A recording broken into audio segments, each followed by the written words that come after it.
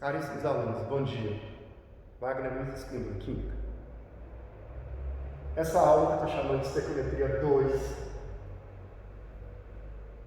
só vai ser compreendida facilmente por vocês se vocês tiverem visto a aula anterior, que eu postei no mural ontem, que eu chamei de estequiometria 1, e a anterior a ela, anterior a de ontem, que era sobre quantidade de matéria.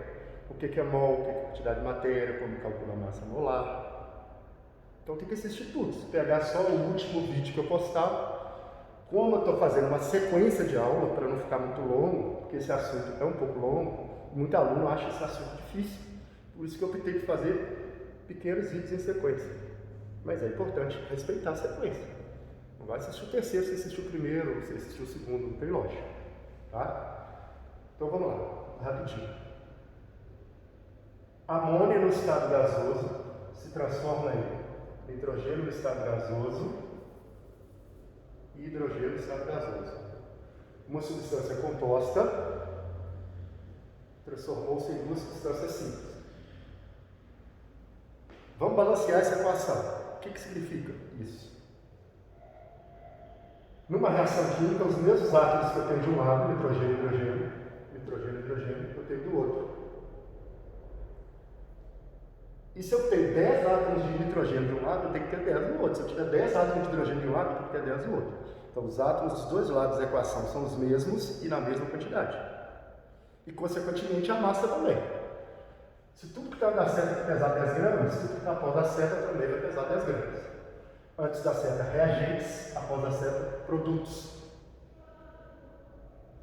Para balancear a equação, eu falei isso ontem, pelo método de tentativas, a gente usa essa técnicazinha aqui, macho. O que é isso? Primeiro faz o balanceamento dos metais. Aqui tem metal? Não. Metal é ferro, alumínio, bromo, ferro, alumínio, estânio. Aqui não tem metal. Metal são aqueles elementos do lado do meio da tabela e do lado esquerdo, com exceção do hidrogênio. Não tem metal. Agora eu vou para o ametal. Nitrogênio é ametal. Antes da seta tem um N. Após a seta tem 2. Então eu ponho um 2 aqui para igualar. 2 N's, 2 N's. Tem carbono nessa equação? Não, então sai fora. Tem hidrogênio? Tem. Quantos? Esse 2 é um coeficiente, ele multiplica toda a fórmula. Então, quantos H's? 2 vezes 3. 6 H's. 2 vezes 3. O coeficiente multiplica tudo. Quantos tem aqui? 2. Para ficar igual lá, 6 meia dúzia, eu ponho 3 aqui. Por quê? Porque 3 vezes 2, 6. Pronto, balancei a equação. Oxigênio não tinha, então esquece. Como que eu interpreto isso?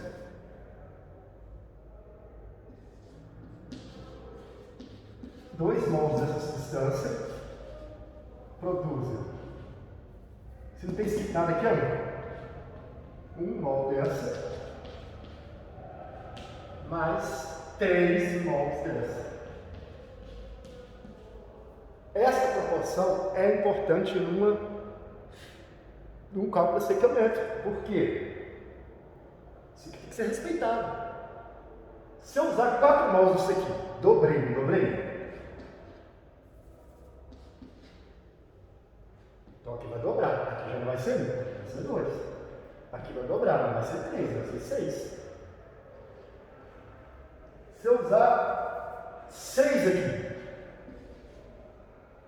multipliquei por 3, 2 vezes 3, 6. Então aqui vai ser 1 vezes 3, 3. 3 vezes 3, 9. Lei das proporções de Proust, químico francês. Os átomos reagem sempre em uma proporção definida.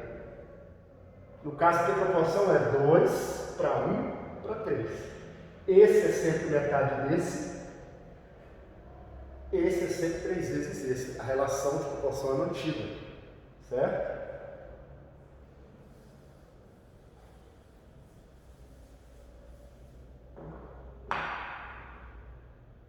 Então agora preste atenção nisso que eu vou falar. Se eu colocar 4 mols desse, dobrei, não dobrei?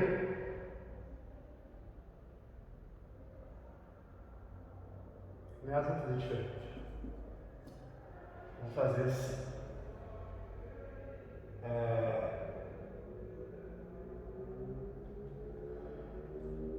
Se eu colocar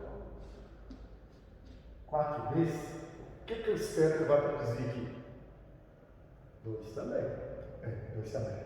2 é o dobro de 1. 4 é o dobro de 2. 2 é o dobro de 1. Então, o que eu espero aqui? Dobro, dobro. Espero dobro, 6. Se alguém falar que é 5, não pode.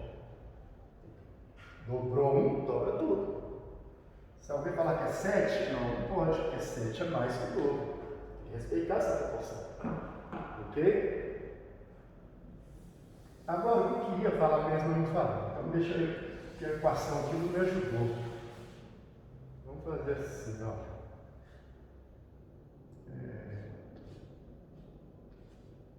Escrever agora, né?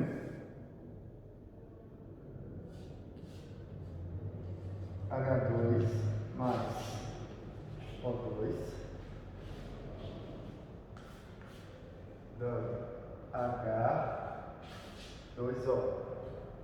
Na hora que eu balancear, vai ficar assim. 2 e 2. Está balanceado, olha. H, 2 vezes 2, 4. 2 vezes 2, 4. O, se não tem escrito nada, é 1. 1 vezes 2, 2. 2 vezes 1, porque se não tem escrito nada aqui no O, é 1. Como esse 2 é o coeficiente que multiplica tudo, 2 vezes 1, 2. Está balanceado. Então a proporção é 2 desse mais 1 desse, produzindo 2 desse. Agora sim eu vou conseguir falar o que eu queria. Se eu usar 4 mols desse, dobrou, não dobrou? Então quanto que eu teria que usar desse? O dobro. 2. Se eu usar 3, que é mais do que o dobro, o que vai acontecer? A proporção é 2 desse reage com desse. Então, se dobrou aqui, deveria dobrar cá. Dobro de 2 é 4, dobro de 1 é 2. Se eu usar 3, eu estou usando 1 a mais. Dos 3, 2 vão reagir. Esse 1 a mais vai sobrar sozinho. Aí a gente diz que ele é um reagente em excesso. Porque ele vai sobrar, ele não vai reagir. Agora imagine que eu fizesse o contrário. Se eu dobrei aqui, eu deveria dobrar aqui. Mas vamos supor que eu não dobrei, eu usei só 1. Se 2 reage com 1, 4 reage com 2. Como aqui está menos do que precisa, eu vou dizer que esse reagente aqui é o meu reagente limitante, porque ele está em falta. Ele está abaixo do que ele deveria. Se aqui é dobro, aqui deveria ser dobro, aqui deveria ser 2. Se ele está abaixo do que deveria, ele é o reagente limitante. É só isso, depois a gente continua.